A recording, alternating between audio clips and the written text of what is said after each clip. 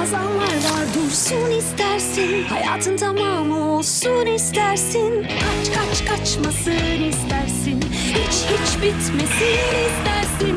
Rastlarsan öyle bir ana, elinden sakın kaçırma. Koş koş peşinden kovala, tut elinden yakala. Hepsi o anların hepsi Pepsi, o anların hepsi Pepsi, yaşatır seni Pepsi. Ektam Kıbrıs'la Güne Merhaba devam ediyor.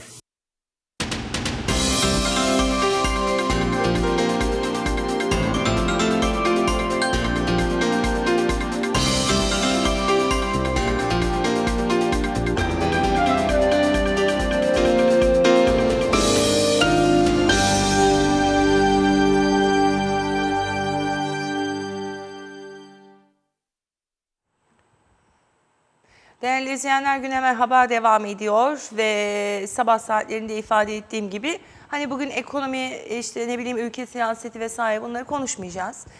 Bugün konuşacağımız şey tamamen cezaevi özelinde olacak.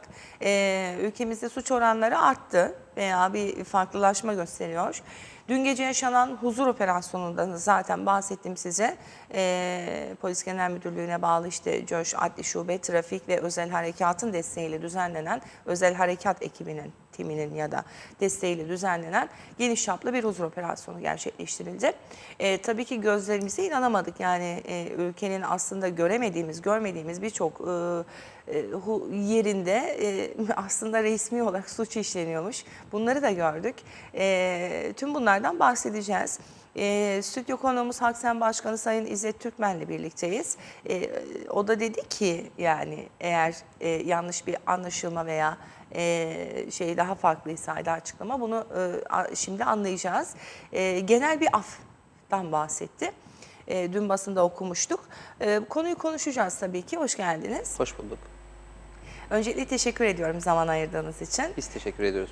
Burada kendimizi ifade edebilmek için bize imkan tanıdığınız için. Memnuniyetle. Tabii ben dün işte yazılı basında gördüm. Genel bir aftan bahsettiniz.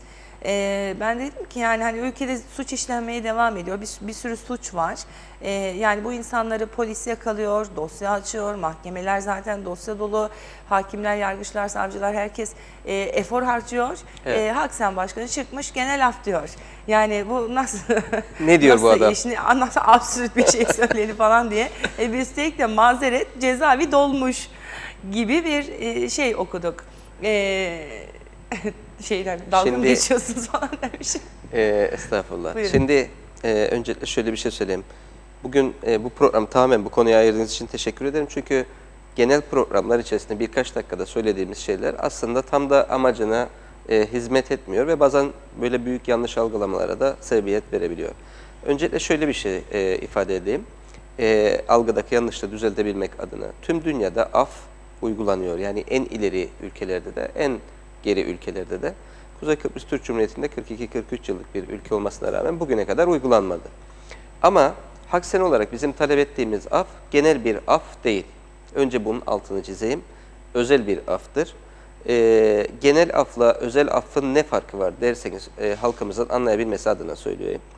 Genel afta kapsamına bakılmaksızın birçok suçlu kayıtsız ve şartsız olarak cezaevinden salınır. Hatta sicillerinden tüm kriminal suçları temizlenerek o suçu hiç işlememiş gibi görüneceği şekilde gönderilir. Ve bu da topluma tekrar yeniden bu insanların katılması manasına gelir. Bizim istediğimiz kesinlikle böyle bir af değildir. Asla böyle bir talepte bulunmadık, bulunmayacağız da. İstediğimiz nedir Haksen olarak? İstediğimiz özel bir aftır. Bu özel af ne demektir? Biliyorsunuz şartlı tahliye kurulumuz ve tüzüğümüz var. Buna istinaden zaten her ay belirli bir miktar günü gelen mahkumlar cezaevinden şartlı da olarak tahliye ediliyorlar. Bunun geliştirilmesidir özel af. Özel afta salıverdiğiniz mahkumlar tamamen şartlı tahliye kuralları benzeri kurallar içerisinde hükümetin belirleyeceği, Bakanlar Kurulu'nun onaylayacağı, meclisin onaylayacağı kurallar çerçevesinde denetim altında kalan mahkumiyet sürelerini cezaevi dışında geçirirler. Bu nedir? Bu dün Sayın Başbakanımız, Sayın İçişleri Bakanımız, Başbakan Uyuşturucu Mücadele Komisyonu Başkanımız ve Cezaevi Müdürümüzün imzaladığı bir protokol var. Gündemin sıcak maddesi, uyuşturucuyla mücadeleyle ilgili cezaevinde kalanların.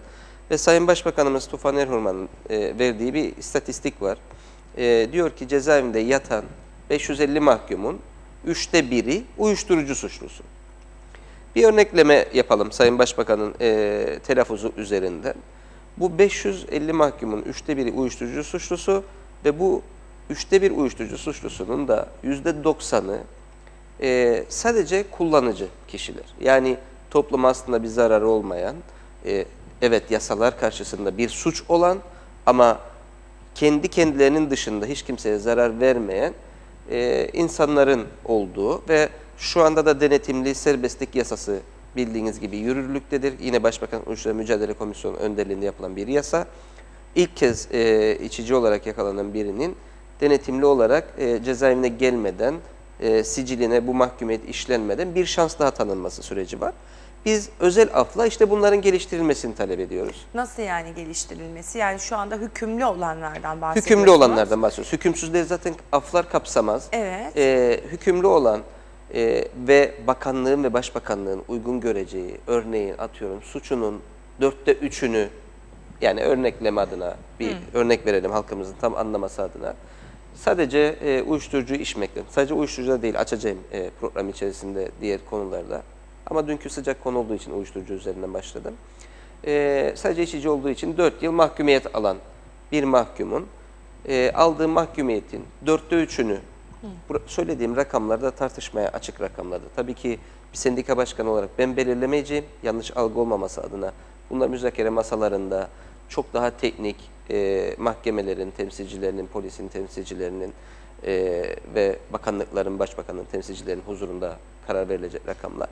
Ama 3'ü diyelim burada örnekleme yaparken yatmış, mahkumiyetini yatmış, 4 yılın 3 yılını mahkum olarak geçirmiş ve son kalan 1 yılı kalanların özel bir afla serbest bırakılması. Bu 1 yıllık kalan mahkumiyeti süresi içerisinde aynı suçtan yine yakalanır ise de şartlı tahliyede yaptığımız uygulamanın aynı şekilde tüm suçunu, bir önceki suçunu, aftan yararlandığı suçunun tamamını yeniden çekmesi yönünde de bir katı kural koyarak bu insanların topluma kazandırılmasıdır aslında özel af istediğimiz. Evet, bunu tetikleyen, gayet yürekli bir şekilde söyleyeyim, cezaevinde yaşanan mahkum sayısındaki artış ve insanlık dışı ortamın daha iyiye getirilebilmesi. Bildiğiniz gibi yeni cezaevi binası yapılıyor. Şu anda yapılıyor. Evet, Mayıs ayında bitecek. Büyük bir ihtimalle, çok büyük bir aksilik çıkmazsa, gerekli yasalarla da desteklenirse, Haziran gibi ben taşınmayı bekliyorum yeni cezaevine. Ama taşınırken şöyle bir sıkıntımız var. Bunu sürekli dillendiriyorum. Yeni yapılan cezaevi 500 büyük erkek, 100 kadın, 100 genç tutuklu ve 100 de açık cezaevinden oluşan toplamda 800 kusurluk, ortalama da söylediğim rakamlar bu arada, 835 kişilik bir cezaevidir. Teknolojik cezaevidir, T tipi bir cezaevidir. Burada da göreceğiniz gibi 500 büyük erkekten bahsediyoruz. Mevcut, şu an kullanılan eski binadaki mahkum sayısı 535. Bunun 25'ini bayan olduğunu farz edersek, bir 20-30 tanesinin de genç suçlu, geriye 470-480 tane, yani 500 tane büyük erkek olduğunu göreceğiz zaten. Bu da neyi getirecek? Yeni cezaevine taşınmış olsak bile oraya da full kapasiteyle gideceğimizi gösterecek ve yine biz insanları insanlık onuruna yaraşan, mahkumiyetlerini geçirebileceği bir ortamda, topluma yeniden kazandırabileceğimiz bir ortamı yine yakalayamayacağız. Neden? Çünkü suçluluk, sizin de belirttiğiniz gibi ve akşam da gözler önüne serilen tabloda görüldüğü gibi bu ülkede zannedilenin çok çok üzerindedir. Tabii merkezi bunun topluma yansımasında şöyle bir sebebi vardır bence. Genel bir komplikasyonda baktığınızda merkezi cezaevinin doluluk oranı, polisin 3000 kişilik kadrosuna rağmen 1800 kişilik eksik kadrosu eksik yasası, eksik teknolojisiyle hizmet veriyor olması ve yeterli olamayışı, bu 3 doneden dolayı ve adliyelerimizin, yani mahkemelerimizin çok az personel ve çok az konuya yetişebilecek yargıcı olmasından kaynaklandığını düşünüyorum. Ama bu ülkede gerçekten bir temiz eller operasyonu yapılsa bir gecede 1000'in üzerinde mahkumiyet olur. gerektirecek tutukluluğun olacağını zaten akşam bize polis örgütü istesek yaparız. Ama o şeyimiz yok, ülke olarak potansiyelimiz yok, gücümüz yok şeklinde göstermişlerdir. Keşke yapabilsek. Burada bizim Haksen olarak önerimiz sadece bir merkezi cezaevinin taşınma esnasında bir özel af değildir. Diğer önerimiz de mevcut binanın süreç içerisinde kapatılmayıp revize edilmesi, hükümsüzlerin, yani sadece tutuklu, daha mahkeme tarafından suçluluğu ispat edilip bir ceza almayanların gerçek mahkumlarla yan yana konulmayarak buradaki eski binada daha insani bir ortamda barındırılmaları. Çünkü bu insanların susuz çıkma ihtimali de vardır. Ama biz şu anda ne yapıyoruz? Hükümsüzleri de, hükümlüleri de, gerçek mahkumları da iç içe koyuyoruz. Bu da onların zaten doğal olarak psikolojik yapısını, aile yapısını çok ciddi şekilde etkiliyor. Bu binanın revize edilerek 2 kulvarda daha kullanılabileceğine inanıyoruz biz Haksen olarak. Bu nedir? Birincisi hükümsüz tutukluların bu binada tutularak büyük cezaevine, yeni cezaevine taşınılmaması. İkincisi de sürekli olarak karşı karşıya geldiğimiz ve bir insanlık dramanın yaşandığı mülteci konusu. Mültecileri de bu eski binada, bina rehabilite edildikten sonra gerektikçe muhafaza altında insani koşullarda tutulması yönünde. Evet.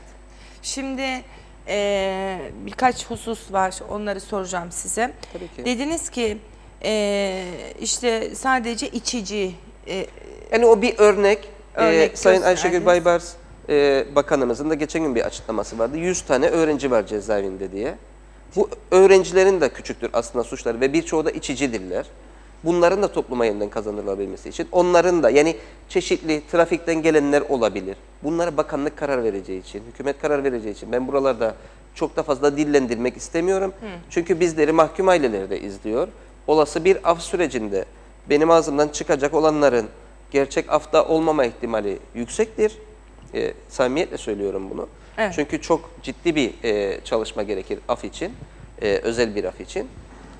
Onun için kimlerin faydalanabileceğine tabii ki hükümet kanadının karar vermesi gerektiğini düşünüyoruz. Biz Haksen olarak elimizden gelen desteği bu süreçte vereceğiz tabii ki. Tabii sadece hükümetin karar verebileceği bir şey uyuşturucu kapsamında söylüyorum. Olamaz çünkü neden? Mesela bizim zaman zaman narkotik birimiyle yaptığımız temaslardan edindiğimiz bilgiler şudur. Bu ülkede sadece içici diye tabir edebileceğimiz kullanıcılar aynı zamanda satıcı da olabiliyor. Evet. Yani dolayısıyla bunu ayrımını yapmak gerçekten çok zor herhalde. İşte o ayrımı titiz ve doğru şekilde yapmanın bir yolunu da bulmak lazım herhalde, öyle değil mi? Tabii ki. Şimdi ben aktif olarak kendim yaklaşık 10 yılı aşkın bir süredir uyuşturucu mücadelede ev dolaşan ve uyuşturucuyla... Komisyonda mısınız siz? Komisyonda aktif değilim ama Sayın Hasan Karaokçu ile birlikte komisyon öncesinden bir geçmişimiz var. Yine onunla istişare ederek, ihtiyaçlı olan, bize ulaşan insanlara ev ev ulaşarak elimizden gelen desteği vermeye çalışıyoruz. Tabii ki son dönemde cezaevi çalışanında olduğundan kaynaklı daha da bir kendileriyle iç içeyiz. Onları buralardan kurtarabilmek adına gerekli çalışmalara destek veriyorum ben bizzat şahıs olarak da. Burada %100 haklısınız. Demincek bahsettiğim polisin yetersiz personel, yetersiz yasa ve yetersiz teknik ekibinden dolayı tüm dünyanın tersine bir uygulaması var. Hiç de tasvip etmediğim bir şey. Tüm dünya delilden suçluya giderken maalesef bizim polis örgütümüz suçludan delile gitmeye çalışmaktadır. Bunda da her zaman başarılı olabilmek mümkün değildir. Çok çarpık bir düzendir çünkü. Gerekli, yeterli materyaller olmadığı için. Evet, bazı içicilerin aslında satıcı olduğunu ben de kabul ediyorum. Bunların biliniyor olmasına rağmen polis örgütü tarafından yeterli delile ulaşılamadığından dolayı da sadece içicilikten yargılandığını da biliyorum. Ama bu gerçek kullanıcıların, gençlerimizin o cezaevinin iğrenç ortamından kurtulmasının da önüne engel olmaması gerektiğini düşüncesi içerisindeyim. Zaten belirttiğim gibi çok katı geri dönüş kuralları da konacağından dolayı belki de biz o insanların satıcılık da yapan, torbacı dediğimiz küçük çaplı satış yapanlara bu torbacı tanımlaması yapılıyor. Torbacı dediğimiz kişilerin de belki de bu işlerden kurtulmasına vesile olmuş olacağız. Çünkü düşünün ki 5 yıl mahkumiyet almış biri 3,5-4 yıl yattıktan sonra çıkacak ve 1 sene içerisinde bu suçu yeniden işlerse 5 yıl daha hem yeni işlediği suçu cezasını çekecek hem 5 yıl daha yeniden ceza çekecek. Bunu da çoğunun göze alacağını düşünmüyorum ben. Peki bir rakam verebilir misiniz? Kaç kişi var bu kapsamda? Yani- özel af istediğinize göre bir istatistik vardır. Şimdi demeyecek belirttiğim gibi özel affın kapsamında kimlerin olacağına hükümet karar verecek. Benim karar verme gibi bir şeyim yok. Ama biz küçük suçlar dediğimiz işte trafik cezaları, çocuk suçlular, küçük hırsızlıklar. Yani örnek vereyim. 4 gün önce, gerçi müzmin hırsızdır kendisi ama Yusuf Ne demek o müzmin hırsız? sürekli Ha, ama evet. küçük hırsız. 4 O gün ne önce ya? basında gördüm. Hırsızlık Söylüyorum küçüğü hemen. büyüğü olur mu hemen. Allah aşkına? 5 paket sigara çalmış.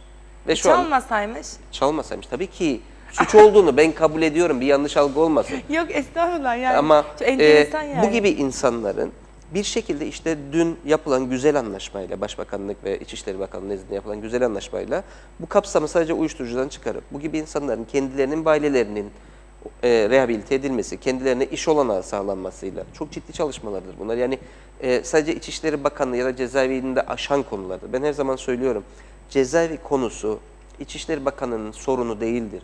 Hükümetin ve devletin ve bu toplumun sorunudur. Ailelerine yardım yapılarak, gence psikolojik ve sanatsal destek verilerek, bir meslek kazandırılarak ve ardından iş bulunarak bu gibi küçük suçluların da özel aftan yararlandırılıp bu süreçte kendisine bir iş verilip artık bu gibi kötü yasa dışı konulara karışmaması da sağlanabileceğini düşünüyorum.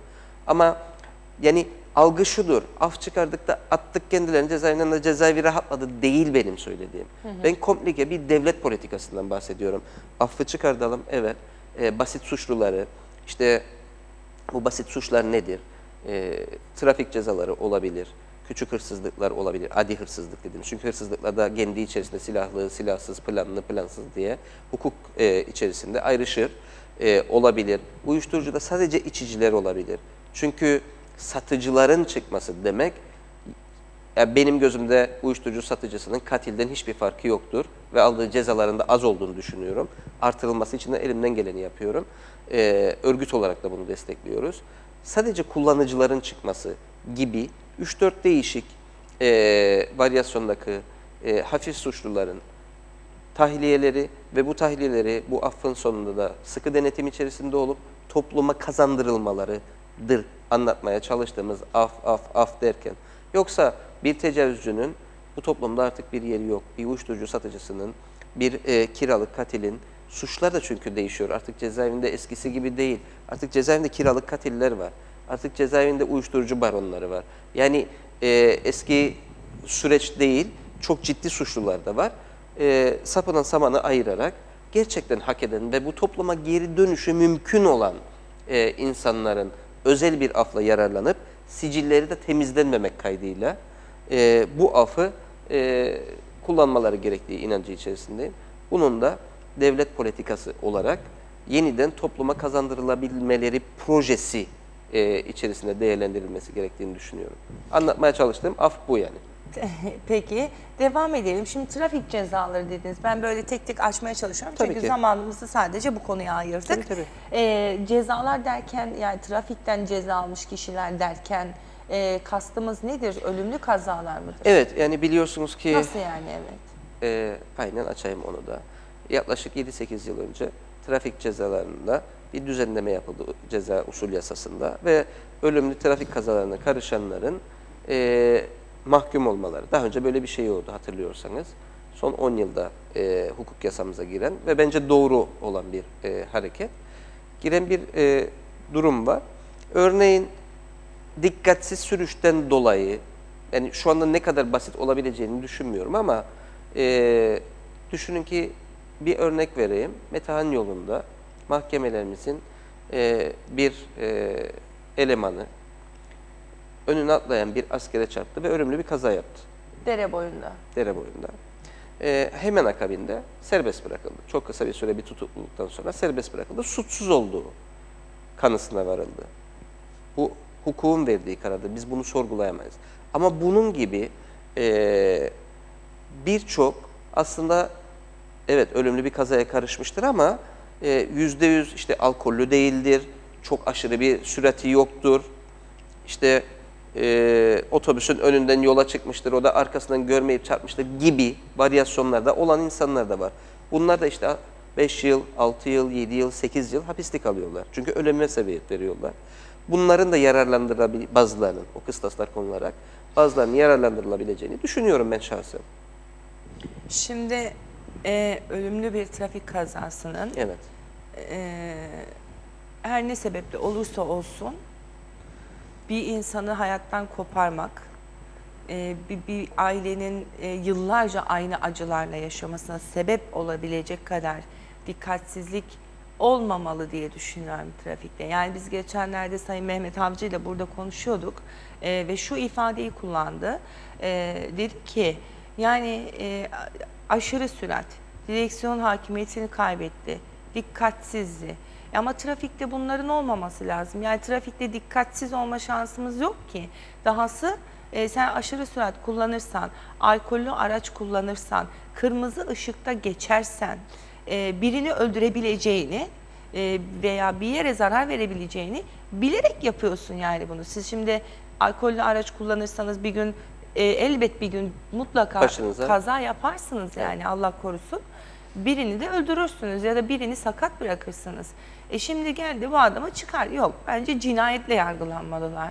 Yani %100 katılıyorum. Anlatmaya hani o çalıştığım arabanın odur. arasından falan çıktı Hayır diyorsunuz şimdi da bakın o ben bölümü suçları çok meşrulaştırmaya anlamadım. çalışmıyorum burada. Aksine hayatım boyunca hep yasa, tüzük ve yönetmeliklerin en üst seviyede uygulanması taraftarı olan bir kişiyim. Yok sizi suçlamak için söylemiyorum. Hayır, Hani yani bir açmak toplumumuzda için bir konuyu. yanlış algı, evet çok teşekkür ediyorum. Toplumumuzda yanlış algılamasın diye. Suçları meşrulaştırmak gibi bir şeyim yok. Ancak birçok kaza da maalesef ve maalesef diyorum. Tabii ki Sayın Avcı burada belirtmiştir. Ben büyük ihtimalle diye düşünüyorum. Programınızı izleyemedim ama sadece de insan hatasından olmuyor. Yani bugün Güvensiz yollardan bahsediyorsunuz. Yol yani güvenliği. ışıklandırılmamış yüzlerce karayolumuz var.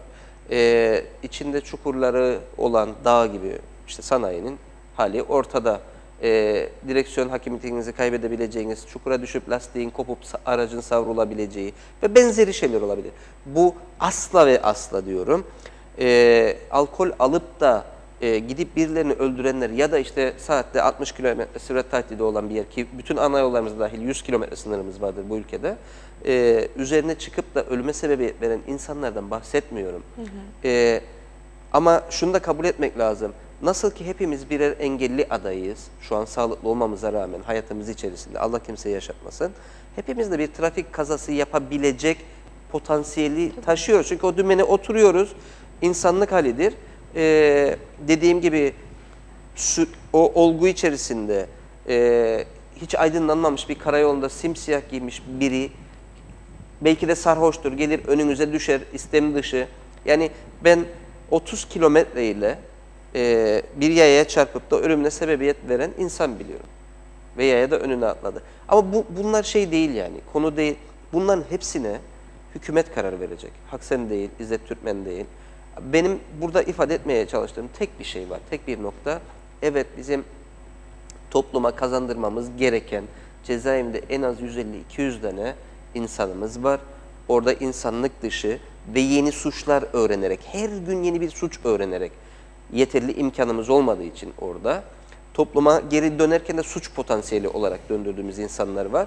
Onların bir an önce o ortamdan kurtarılması gerektiği inancından bahsediyorum. Bunun da devlet politikası olması gerektiğinden, topluma gerçekten kazandırılabilecek kişilerin suçlarının nevine göre sınıflandırılıp, karşı tarafında da herhangi birini mağdur etmeyeceği, her zaman söylediğim bir kelime vardır. Toplum vicdanını yaralamayacak. Yani sizin söylediğinizi pekiştirmek adına söyleyeyim. Biri alkol almışsa ve gidip de birini öldürmüşse o insanın ailesi ömür boyu o acıyla yaşayacak. Evet. Şimdi bizim o insanı hukukun verdiği cezanın önünde serbest bırakmamız doğru değil. Başka bir şey daha söyleyeyim doğru olmayan. Şartlı tahliyede onları serbest bırakıyoruz. Neden? Şartlı tahliye kurumunda onları serbest bırakıyoruz. Neden? Yasa öyle. Nasıl yasa size suç işleyeni bırakın mı der? Hayır. Şartlı Tahliye Kurulu ve Komisyonu diye bir komisyon var bu ülkede. İçişleri Müsteşarımızın başkanlığında Barış Ruh ve Sinir Hastalıkları Hastanesi Başhekiminin, Polis Genel Müdürü'nün, savcının Bu arada telefonlarımız maşallah durmuyor. Buyurun. bağlamak istiyorsanız Yok sıkıntı yok. Bizim öyle bir şeyimiz yok. Olduğu bir komisyon var. Bu komisyonda işte demeyecek benim bahsettiğim özel aftan benzeri bir tüzükle şartlı olarak suçlarının belirli bir süresini çeken bazı suçlardaki insanlar faydalanabiliyor. Bunların içinde trafik suçluları da var. Bunun bir kıstası var mı? Yani bir kriteri var mı? Evet, suçunun belirli bir miktarını yattıktan Yok sonra. sadece o mu yani? Yani olarak faydalanmayan bir tecavüz suçluları, bir de Hayır, adam mesela öldürme var. Trafik suçu işlemiş, birinin hayatına mal olmuş. Evet. Sadece suçunun belli bir miktarını yatıp tahliye olabiliyor mu yani? Şu anda olabiliyor. Bu kadar. Başka bir şey gerekmiyor mu? Yok. Allah Allah. Bunları da ben yapmıyorum yalnız bu arada. Hükümetler yapıyorlar. Yok siz yapıyorsunuz demiyorum, yanlış anlamayın. O zaman bu şartlı tahliye denilen kurul ya da komisyonun olmaması mı gerekiyor? Bence olması gerekiyor ama şartlı tahliye kurulu şu anda amaç ve murad ettiğinin çok dışında çalışıyor. Şu anda mı yoksa hep mi böyleydi? Hep böyleydi. Tabii ki yani bu sadece son... Bakın bazı şeyler bu ülkede artık kanıksanmıştır yani. Ta gerilerden gelir. Mevcut hükümetlerin ya da bir önceki hükümetlerin değil.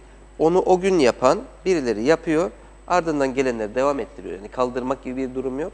Bu ülkede de 40 yıllık bir erozyon var. Kötü yönetim erozyonu var. Bunun da hiçbirimiz bir günde toparlanıp hak ettiğimiz sistemin yaratılıp daha adil, daha eşit ve düzgün yaşayabileceğimiz bir ülke olabileceğini beklemesin. Bu 40 yıllık erozyon samimi insanlarla süreç içerisinde düzenlenebilecek bir durum. Bizim de onlara gerektiği noktalarda destek vermemiz gerekiyor. Bu şartlı tahliye kurulunda sadece İçişleri Bakanlığı'nın müsteşarı yok herhalde. Birlikte mi Kimler gelecek? var? Yani Polis Genel Müdürü var. Polis Genel Müdürü. Evet. Müdür. Ya da müdür yardımcısı. O gün hangisi uygunsa en üst seviyededir çünkü bunlar. Başsavcı var ya da başsavcı yardımcısı var. Barış Ruh ve Sinir Hastalıkları Hastanesi başhekimi var. Cezaevi müdürü var. İçişleri Bakanlığı müsteşarı var. Yani büyük bir kuruldur. Tüm devlet erkanından bu kriminal konularda olanların hepsi katıldığı ve orada karar verilen bir kuruldur. Evet, sosyolog yokmuş, ilginç. Çocuk suçlulardan bahsettiniz. Kaç tane çocuk suçlu var cezaevinde? Yani şu anda 40 civarıdırlar. 40. Nedir suç? Çocuk suçlu ne Her demek? türlü var. Yani çocuk suçlu derken yaş itibariyle cezaevinin fiziki yapısından dolayı biz sadece belirli bir yaşa kadar ayrıştırabiliyoruz. Suçları ayrıştıramıyoruz. Tek bir bölümümüz var koğuş şeklinde.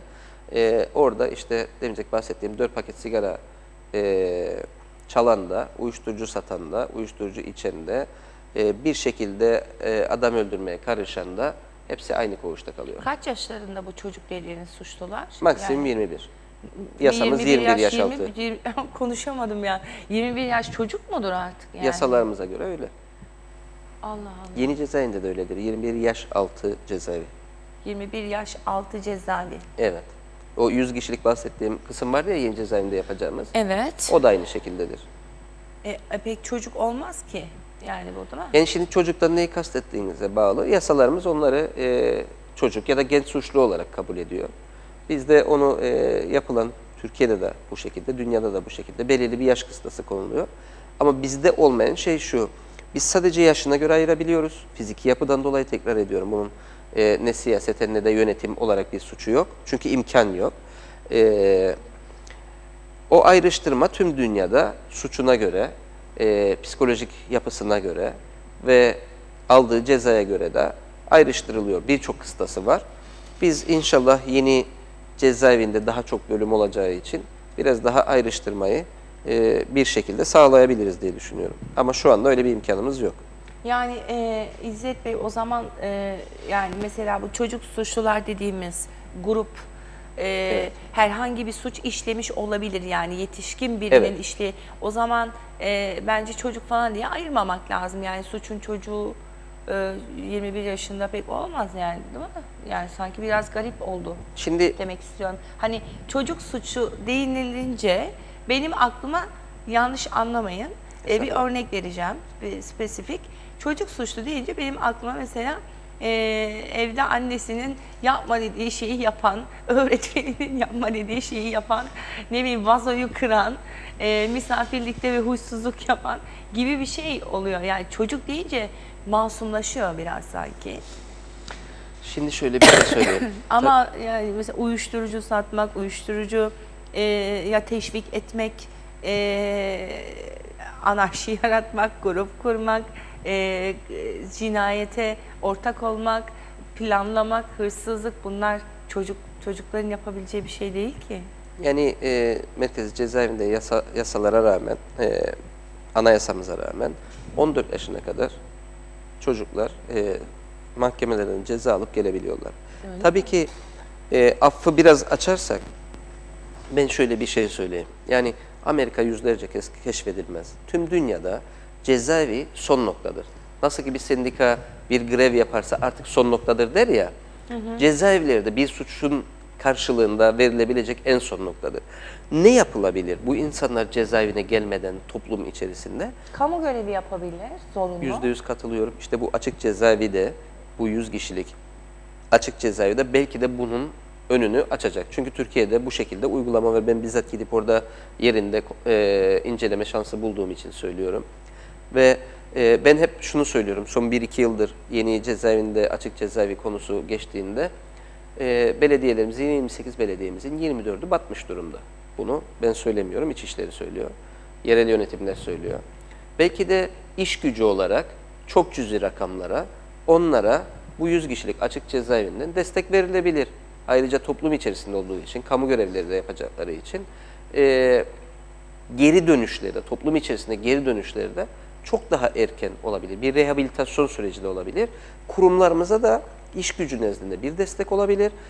Mahkumun tahliyesi anında da kendine verilecek olan belirli bir miktar para olduğu için orada biriken işlediği dönem süreç içerisinde topluma tutunabilme şansı, suç işlemeden topluma tutunabilme şansı gayet yüksek olur. Çünkü birçok mahkum da ekonomik sıkıntısından dolayı çıkar çıkmaz tekrar aynı suçu işleyip geri geliyorlar. Yani bu da var. Cezaevinde artık gardiyanlar yine mi geldin kelimesini kullanmaktan bıkmış usanmış durumdadır. Tahliye ettiğimiz mahkumların %50'sinden fazlası cezaevine kısa bir süre sonra geri dönüyorlar. Bu da işte benim neden özel bir af istediğim, neden bunun artık bir devlet politikası olması gerektiğinin göstergesidir.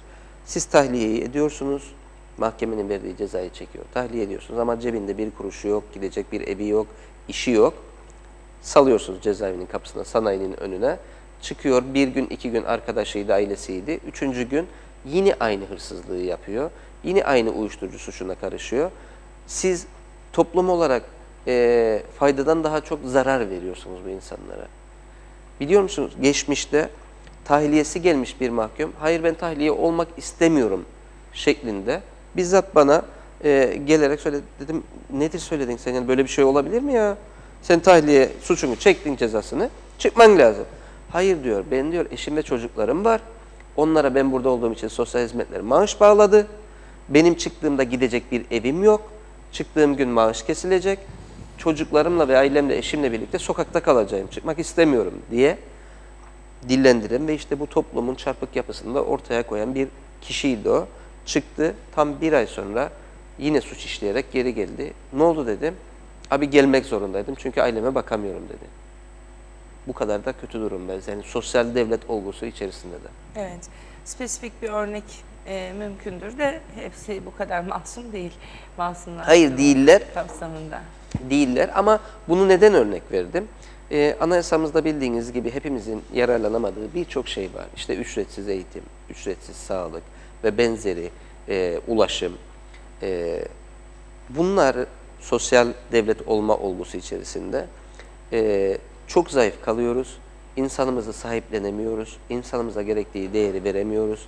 Bu cezaevini konuştuğumuz için oradan gelerek bahsediyorum ama tüm toplum nezdinde bu böyle. Yani çocuklarınızı okula yollarken bile, devlet okulunda bile çok ciddi rakamlar ödemek zorunda kalıyorsunuz. Bunların artık çok ciddi bir revizyonla bu verilen sübvansiyelerin, doğrudan gelir desteklerinin, kuraklık paralarının ve benzeri vergi aflarının, ucuz elektriğin kimlere verildiği ortada. Yeniden devlet içerisinde düzenlenerek toplumun kendisine faydalı olabilecek bir yöne bu kamu kaynaklarının yönlendirilebileceğini düşünüyorum. Şimdi tabii bazı mesajlar var. Onları birazdan programın sonuna doğru okuyacağım. Ama tabii espriler de var size yönelik. Sıkıntı yok. Yok, kötü anlamda değil. Mesela başkana siyah çok yakışıyor demiş. Allah seni bildiği gibi yapsın diyorum Latif, ne diyeyim. Bu kadar konunun içinde bunu mu buldun şimdi? Teşekkür ediyorum. Zayıf gösteriyor. Evet. Şimdi şöyle, mesela bu yeni, Türkiye'de sizinle mi yapmıştık program? Tam anımsayamadım. Mesela bizim cezaeviyle ilgili işte bazı fotoğrafları yayınlamıştık. Fiziki anlamda koşullarının ne kadar kötü olduğuyla ilgili. Tabii bunu şimdi yapmadık. Hani 1-2 sene önce falan sanırım. Bir de Türkiye'deki cezaevleriyle ilgili. Örneğin işte ayrı özel odalar var eşiyle görüşmesi için mahkumların. Bununla birlikte adamlar resmen sanayi kurmuş, fabrika kurmuşlar cezaevine. Açık cezaevlerinde. Yani ya da kapalılarda da var. ayakkabı üretiyorlar, halı dokuyorlar, gömlek, işte ne bir konfeksiyon konusunda bayağı bir üretim yapıyorlar. Yani düşünün, kocaman fabrikalar gibi, sanayiler gibi yapmışlar açık cezaevlerini orada. Yine bu yayında göstermiş ve örnek vermiştik bundan 2 yıl önce. Lakin bizim açık cezaevi dediğimiz şey bizde de böyle bir şey mi olacak? Yani onu şey yapamadım. Nasıl olacak? Şimdi aslında örnek aldığımız cezaevi modeli Türkiye Sincan'dı. Türkiye Sincan'da, Ankara'da çok büyük bir kampüs var. Türkiye'de yaşanan cezaevi işkencelerinden ve bu işkencelerin ahime gitmesinden sonra 2000 yıllarında mevcut cezaevleri bizim şu an kullandığımız koğuş modeli cezaevleri kapatılarak modern, dünyada belki de eşine rastlanmayacak kadar modern cezaevleri yapılmaya başlandı. Bu davalardan kurtulabilmek adına. Biz de örnekleme adına onu aldık.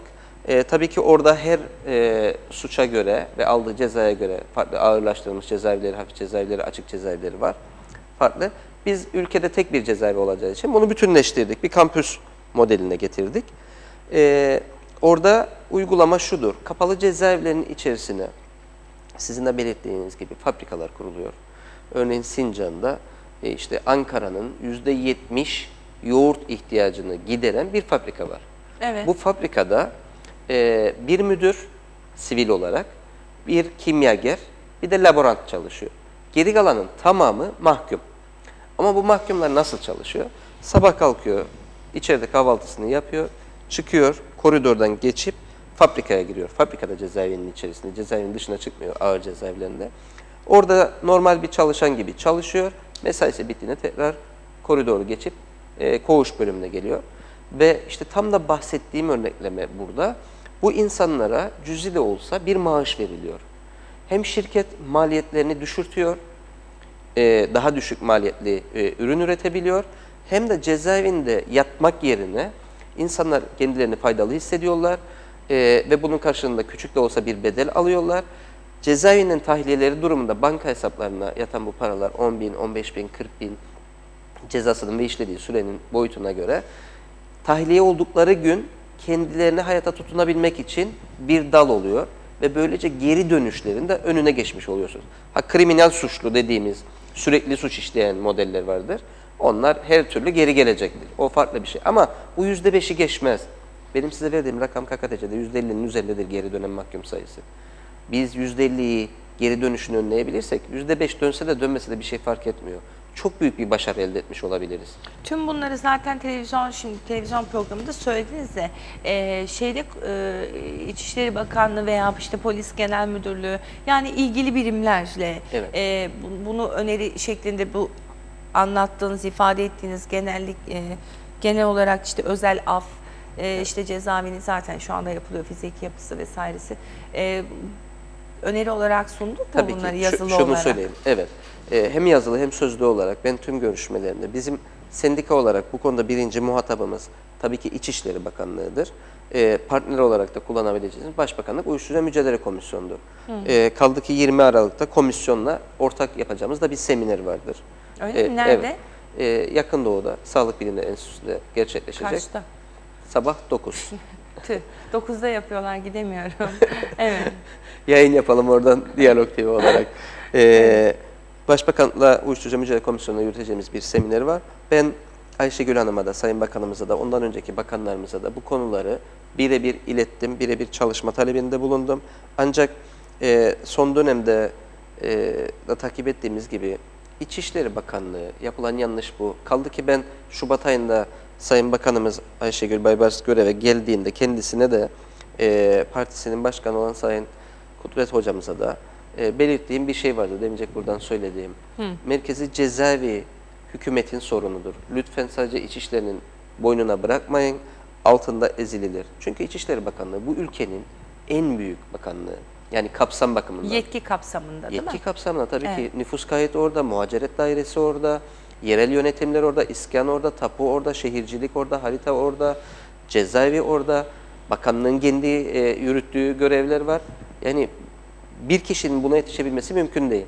Ama cezaevinde ivediliği olan ve içinde 24 saat yaşam olan ve unsuru tamamen insandan kaynaklı olan bir yapı var. Bakın şimdi 200 personeli var cezaevinin, 550 mahkumu var. 750 kişi sürekli o hizbe binanın içinde bütün psikolojik yapıya, bütün fiziki yapıya rağmen bir yaşam sürdürmeye çalışıyor. Yani sadece mahkumlar değil orada, gardiyanların da çok büyük problemleri var. Bunları defalarca dile getirdik. İşte barem problemleri var, çözüme yaklaştık. Bugünlerde Ayşegül Hanım'la konuşup onunla bitireceğiz. %100 uzlaştık müsteşarıyla. Terfi konuları var. Cezaevinde şu anda bir müdür, 2 subaydan başka yetkili yok. Onun altında kalan hepsi çavuş ve er. Terfi sınavları 10 yıla yakın bir süredir doğru dürüst yapılamıyor. 2006'dan 12 yıldır bir kere yapılabildi. En az yapılan dairedir cezaevi. Orman dairesinde yapılmadı dediler, 18 kez yapıldı. Hemşireler emsal olacak dediler, 27 kez yapıldı. Poliste de yapılmıyor değil mi? Polis tamamen farklı bir konjektürdür. Kendi özel yasaları var, kendi özel komisyonlar var. Sizin yok mu? Bizim yok. Biz Siz nereye bağlısınız? Biz İçişleri Bakanlığı'na bağlı yani normal polis bünyesi, memuruz. Genel müdürlük dedi. Aa, böyle bir toplumda da yanlış ben de algı var. bilmiyorum. Kuzey Kıbrıs Türk Cumhuriyeti'ndeki tek üniformalı memur gardiyanlardır. Ve İçişleri Bakanlığı'na bağlıdırlar. Birinci derece sorumlusu İçişleri Bakanı'dır. 779 kamu görevleri yasasıyla yönetilirler. Ama bu rütbeler ve üniformalar hiç o yasada öngörülmediği için sürekli bir sıkıntı, sürekli bir hak Siz kaybı böyle oluyor. çavuş er falan deyince ben Evet. sivil olabileceğinizi şey yapamadım. Siviliz aslında. Sivil ama Üniformalı çavuş er. siviliz. Ay ne kadar acayip oldu. Çok acayip ve çok ciddi de hak mahrumiyetleri yaşanıyor burada. Merkezi cezaevine alınan memurların tamamı Kamu Hizmeti Komisyonu tarafından alınıyor. Normal tapudaki, Dışişleri Bakanlığı'ndaki, Orman Dairesi'ndeki memurlar gibi. Yönetmelikler tamamen yasayla aynı. Çünkü birer memuruz zaten. Yani rütbe takılıyor orada. Bir üniforma var. Çok katı bir üniforma süreci var. İşte yani mesela orada bir günlük sakalla göreve gidemezsiniz. Ama memur 1 aylık sakallıyla görev yapabiliyor. Biz de memur olmamıza rağmen çok ciddi bir disiplin cezasına maruz kalırsınız. Allah. Üniformanızda eksik olmaması lazım. Ayakkabılarınız boyanmış olması, saçlarınız tıraşlı olması lazım. Ve birçok askeri kurallar, polisiye kurallar uygulanmakla birlikte memurdur gardiyanlar. Tüm dünyada da memurdurlar. Yani askere bağlı, polise bağlı, belki askere yoktur ama polise bağlı olduğu ülkeler vardır. Ama bizde İçişleri Bakanlığı'na bağlı sivil memurlar, sivil bir dairedir aslında merkezi cezaevi. Bu öngörülemediği için ve yasalarda hep sadece normal memurlar için, üniformasız memurlar için yapıldığı için çok ciddi hak mahrumiyetleri sürekli gardiyanlar yaşıyorlar. Ay çok acayip ya, ben nasıl şaşırdım, şeyden dolayı şaşırdım. Hani sivilde çavuş er falan olmaz ki, yani Mümkün sivilde amir olur, müdür olur, işte personel olur falan. Sorumlu olur, Falan en kötü sorumlu olur ihtimalle. yani, hani çok yani acayip şaşırdım, kusura bakmayın. Ya estağfurullah, merkezi cezaevinde sadece bir kez terfi alan otomatik olarak aldığı terfinin karşılığı olarak çavuş olur ve çavuş olduğunda da sorumlu kısmına geçer. Ama kamuda normal bir dairede, Turizm Bakanlığı'nda bir memur 4. derece işe girmişse ve bir kere terfi almıştır, hiçbir görev, yetki ve sorumluluğu değişmez. Bizde tamamen değişir. Peki. Mesajlarımız var. Onları da okuyalım. Çünkü son 7 dakikamızın içerisine girdik. Yine hızlı geçti program. Evet, hızlı geçti. Demek ki böyle spesifik ele alınca daha bir sürükleyici oluyor. Yani Evet. daldan dala atlamadan. İlkay Aykan bir mesaj göndermiş. Mesajında basını da şey yapmış, eleştirmiş ama şunu söyleyeyim. Biz her daim devletimizin ve devletimizin kurumlarının, buna polisimiz de askerimiz de dahil, her daim yanında olmuş olan bir basın kuruluşuyuz. Asla ve asla hiçbir zaman bu kurumları yıpratmak için herhangi bir yayın yapmadık, yapmayız, müsaade de etmeyiz. Dolayısıyla eleştirinizi üstümüze almıyorum. Herhalde başka birilerinden bahsediyorsunuz diye düşünüyorum. Sorun dediniz, soralım. Çünkü bunu da sormazsak bu defa da şey diyeceksiniz, siz yanlısınız falan. Neyse, basın ve medyanın demiş, genel olarak atmış mesajı, tamam o zaman kabul ediyorum. Basın ve medyanın gardiyan ve polise yönelik yaptığı haksız ve yalan haberleri önlemek adına siz basın ve medya camiasının ne tür bir çalışma yaparak kendinizi bu konuda geliştirip haber yapmanızı neden Sayın Türkmen size sormuyor demiş. Çünkü Sayın Türkmen konuk. Anlatabiliyor muyum? Program sunucusu benim, soruları soracak olan kişi de benim. Ama siz bunu Sayın Türkmen niye sormuyor diye soracağınızda bana sorabilirdiniz. Biz gerekli hizmet içi eğitimleri alan bir kurumuz. Muhabirimizle, editörümüzle, haber müdürümüzle, patronumuzla, genel direktörümüzle, polisine, askerine sahip çıkan özünde özlü insanlardır. Biz de kime nasıl davranacağımızı biliriz, nasıl haber yapacağımızı da biliriz. Teşekkürler. Fırat Yılmaz bir mesaj göndermiş. Kamu görevlisi olmasına rağmen kamu görevlileri yasasından diğer kamu görevlileri gibi faydalanamayan, 15 yılda tamamlaması gereken terfileri 32 yılda bir veya iki kez gerçekleşen gardiyanlar bu ülkenin maaşlı mahkumlarıdır diye böyle bir isyan etmiş yani. Evet, demeyecek söylediğim konu İfade tamamen ettiniz buydu. zaten. Yani kamuya 4. derece giren bir cezaevi çalışanı gardiyanımız aslında 15 yıl sonra 1. derece, yani gelebileceğinin en üstüne gelip bunun da maddi manevi özlük hakkı bakımından da görev sorumluluk bakımından hepsini alması gerekirken 32 yılda bu hakkı bir kere bulabilen ya da hiç bulamayanlar da var. Yani ben kendi üzerimden örnek vereyim. Ben şu an 2 defa sınava girmiş ve son sınava girecek olmam gerekirken hala da sınava girme hakkı bile bulamadım. Allah. Ve girdiğim gibi devam ediyorum. Emeklilik de bu şekilde gidecek gibi görünüyor. İnşallah Bu düzelir. kötü, bunu düzelteceğiz, el birliğiyle düzelteceğiz. Yani bu sürdürülebilir bir düzen değil. Kavga ederek değil tabii, değil mi? Uzlaşmacı bir Şimdi şekilde. şöyle bir sıkıntı var. Tabii ki demeyecek İçişleri Bakanı ne kadar yoğun olduğunu söyledim ama bir şeyde değinmeden edemeyeceğim. Merkezi cezaevi gerçekten çok sıkıntılı, geçmişten bugüne 40 yıllıktır gelen hem mahkum yönünden hem gardiyan yönünden, çalışan yönünden sıkıntılı bir yerdir. Bakanlıkların, İçişleri Bakanı olan kişilerin bizzat kendilerinin merkezi cezaevine daha duyarlı, daha hızlı refleks veren bir süreç yaşamaları gerektiğini düşünüyorum. Biz Sayın Bakanımız Ayşegül Baybars'ın ne kadar yoğun olduğunu bilmekle birlikte 10 gündür yasa çalışmalarını bitirmiş ve 10 gündür randevu bekliyoruz.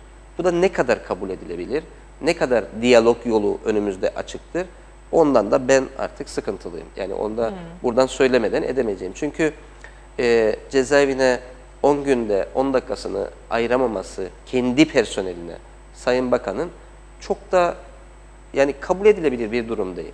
Ama biz yine de iyi niyetli beklemeye devam ediyoruz. Sabah programa girmeden de kendisine mesaj attım. şu randevuyu artık ayarlayalım ve bitirelim bu konuları diye. Evet, o zaten bu gider ona da. Ben şeyi söyleyeyim, hakkını teslim etmek için söylüyorum. Ben de hani meslek hayatımda gördüğüm en duyarlı İçişleri Bakanı bu gibi konulara. Hatta ilk bakan olduktan sonra sizleri ziyaret etti, değil mi? Evet. İlk ziyaret oraya Defalarca gerçekleşti. geleceğiz yani.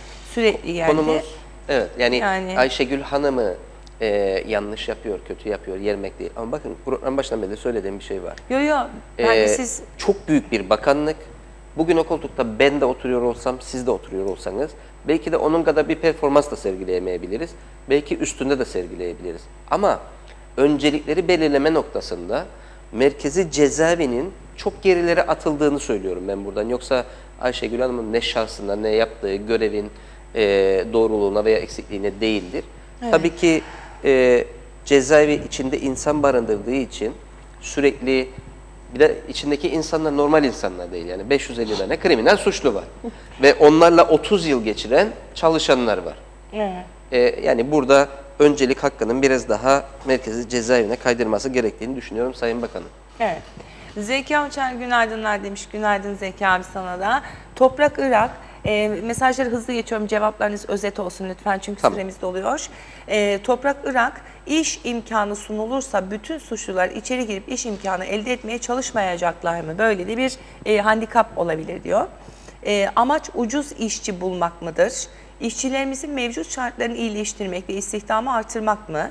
Bırakın bu insanlar cezalarını çeksinler, iyi hal ve pişmanlık durumuna göre çıkınca gerekirse bu konularda yardımcı olunsun diye farklı bir öneri ortaya koymuş. Evet, çok farklı bir açıdan bakmış.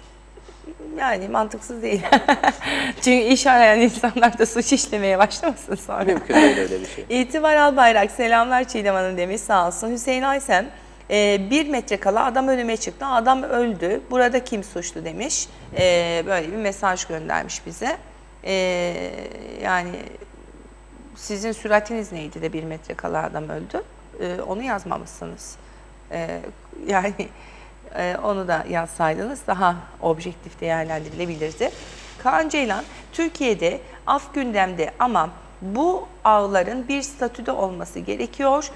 Yok öyleydi, yok böyleydi olmaz. Düşünün, biri birini öldürüyor ve af yasasıyla serbest kalıyor. O ölen kişinin ailesindeki derin yarayı ve travmaları demiş, bir örnek göstermiş. Tabii biz öyle bir şey demedik. Öyle bir genelleme Yani yapmış şunu Kaan Bey. söyleyeyim, kesinlikle böyle kişilerin Cinayetle ilgili aftan bir şey söylemedik. faydalanması gibi bir durum söz konusu değil. Evet. Şartlı tahliyeden faydalanması da söz konusu değildir. Bir yanlış algı olmuştur söylemlerimiz içerisinde ya da kendimizi Yo, ifade çok edememişizdir net ama konuştuk yani. Türkiye'den örnek verdi o sadece. Türkiye'de çok ciddi bir genel af süreci yaşanıyor. Bugün Milliyetçi Hareket Partisi'nin meclise sunduğu bir af önerisi halen görüşülmektedir. Önümüzdeki günlerde de verilebilir. Ama onların uyguladığı afla Haksen'in, İzzet Türkmen'in talep ettiği af aynı şey değildir.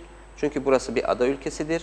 Bu ülkede bir genel af, bu kadar kriminal suçlunun olduğu bir ülkeye tekrar yeniden kazandırılması kabul edilebilir bir şey değil. Biz eski Yasemin kokan, festikan kokan, fullarımızın çiçek açtığı bahçelerde çocuklarımızın tacize uğramadığı ve evimizin önünde doyasıya oynayabileceği bir Kıbrıs'ı yeniden tesis etmekten bahsediyoruz. Bu kadar kriminal suçluyu hiçbir kayıtsız, koşulsuz salıvermekten bahsetmiyoruz. Aynen yani ama ben akşam gördüklerimden sonra bilemiyorum o Yasemin kokusu geri gelir mi? Gelecek. Özgün Özteme inşallah, umudunuzu kaybetmeyin. Ben çünkü artık böyle bir tık umutsuzluğa doğru biraz daha yaklaştım. Günaydın Çiğdem Hanım, günaydın İzzet Bey. Görüşlerinizin iyi taraflarını anlatıyorsunuz. Saygı duyarım. Peki mahkumların işlediği suçlardan mağdur olanların vicdanlarını nasıl rahatlatacaksınız? Denetimden bahsediyorsunuz. Bizim sistemli bir denetleme kültürümüz oluşmamıştır. Bu durum sorun yaratmaz mı? Cevabını verdik bunun da program Evet. içerisinde. Zaten Karşı başta taraftan bir gelmiş. mağduriyeti olan kişilerin tahliyesinden bahsetmiyoruz. Bizim tamamen bahsettiğimiz kendi kendine yapılan, işte uyuşturucu kullanmak, sadece kullanıcı olandan bahsettik. Çocuk suçlulardan, hafif suçlulardan bahsettik. Adam Yok, programın öldürenlerden, zaten ta başında atmıştım Evet, mesajı yani, da ben şimdi adam hepsini- öldürenlerden ya da işte tecavüzden değil. Ben Evet. hatta onların çok da farklı şekilde cezalandırılmaları gerektiğini de düşünüyorum ama buradan söylemeyeyim. Ha, evet. Ben zaman zaman söylüyorum tecavüzcülerin, yani hadım yasası geçsin, ne geçerse geçsin, bir şey geçsin, yani bir şey olsunlar. Onlar da olsun yani. Kimin hayatını kararttıysalar onların da kararsın isterim. Allah hiç kimseye yaşatmasın. Yani o psikoloji kaldırılabilecek bir psikoloji değil. Tabii. Metin, buyurun. Şöyle devam bir şey edin. söylemek istiyorum. Yani bu tecavüz konusu açıldığı ortamda. Örneğin biliyorsunuz Hasbat'ta geçtiğimiz yıllarda yaşanan, kendi öz oğluna tecavüz eden bir Nasıl baktım böyle bir sinirlesin.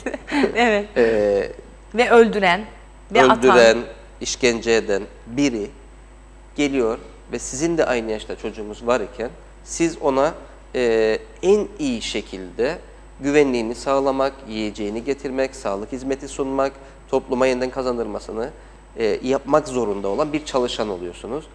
Bunu psikolojisini lütfen tüm toplum iyi bir değerlendirsin. Ben bu gibi olaylar her yaşandığında sosyal medyayı görüyorum. İşte gardiyanlar öldürün, gardiyanlar kafasını kesin, o bir mahkumlara verin, şunu yapsın falan gibi söylemler oluyor. Tam aksine bize verilen yasa, tüzük ve yönetmeliklerde görev, yetki ve sorumluluklarımız içerisinde bu insanların tüm insan ihtiyaçlarını karşılayıp vücut bütünlüğünü de korumak zorundayız. Ve kalkıyor bu gibi insanlar haklıymış gibi bir de size karşı, çalışana karşı çok farklı tutumlar içerisine giriyor. Lütfen halkımız da bu merkez cezaevi çalışanlarının ne kadar ağır bir psikolojide çalıştığını ve normal bir çalışma ortamında olmadığını da empati yaparak görsünler istiyorum. Takdir ettim sizi vallahi. Çok teşekkür ederim. İyi, sinirleriniz alınmış gibi. Çoğumuzun öyle. Metin Öksüzoğlu, iyi yayınlar Çiğdem Hanım. İzzet Başkanıma selamlar. Cezaevinde yaşananları en gerçekçi ve parmağının arkasında saklanmadan cesaretle açıklayabilecek İzzet Başkan'dan başka birini de bulamazsınız zaten demiş. Yolun açık olsun başkan diye de eklemiş. Evet. Teşekkür ederim. Bu arada Gürkan Kara da size selamlarını iletmiş. Onu Çok da teşekkür söyleyeyim. ediyorum Sayın Müsteşarıma. Evet. Eski müsteşarınıza. Eski müsteşarıma. Peki. Bizim gönlümüzde eskimeyen insanlardan biri. Çok büyük Öyledir, faydalar öyle. oldu cezaevine. İyi bir insandır, sağ olsun. Şimdi programı burada noktalıyoruz. Çok çok teşekkür ediyorum. Süremizi de bir 5 dakika kadar açtık. Yönetmenimdeydi gözüm. Benim de. Tekrar bir başka programda yine sizi ağırlamaktan mutluluk duyacağız. İnşallah gelişmelerle katılırsınız diyelim. Sanırım çok kısa bir süre içerisinde hem yeni binanın yapılması ile mahkum tarafından hem Sayın Bakanımızın girişimleriyle, yasa değişiklikleriyle çalışan bakımından çok güzel şeyleri bu 5-6 ay içerisinde cezaevi adına yaşayacağımızı ve konuşacağımızı düşünüyorum. Umutluyum. Mücadele etme noktasında mücadele etmeden hiçbir şeyin kazanılmayacağını düşünüyorum. Ama mücadelenin yolunun da öncelikle diyalogdan geçtiğini ve Diyalog TV'den geçtiğini düşünüyorum. Çok teşekkürler. Peki, görüşmek İmkan tanıdığınız üzere. için teşekkürler. Biz de size çok teşekkür ederiz bu seviyeli sohbet için. Çok sağ olun. Değerli izleyenler, birlikteliğimizi burada noktalıyoruz. Yarın yeni bir günde görüşmek temennisiyle hemen yarınki konuğumuzu da ifade edeyim. Programı noktalarken bütçe görüşmeleri var biliyorsunuz mecliste. Ulusal Birlik Partisi Milletvekili Olgun Amcaoğlu ile beraber olacağız. Şimdilik hoşçakalın.